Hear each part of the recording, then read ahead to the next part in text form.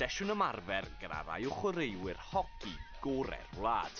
Cyfle i dyfu'r gamp drwy geisio cael mwy o blant i godi'r ffon. Wel, ni wedi dod i helpu pobl arall dod i chwarae hoci.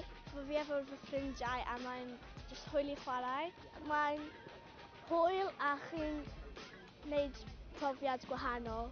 Gyda thoriadau yn golygu bod llai o arian i hybu hoci, mae sesiynau fel yr un yma yn bwysig dros ben. Un oedd yn cynnal y sesiwn yng Nghaerdydd oedd Betsan Thomas. Yn 19 oed mae Betsan yn barod wedi cynrychioli Cymru ar y lefel uchaf, a chyn hir mi fydd hi'n chwarae yn hun dan 21 Pryden.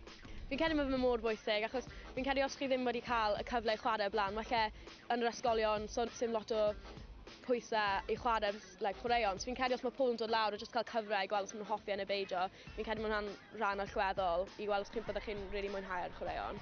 Mae dal eisiau fwy o pobl i chwarae a jyst fwy o stwff fel hyn i cael ei wneud i ysbrydoli'r plant i chwarae. Mwyn cael mwy o bobl i chwarae, mae Hoci Cymru wedi datblygu ffyrdd wahanol i wario'r gêm.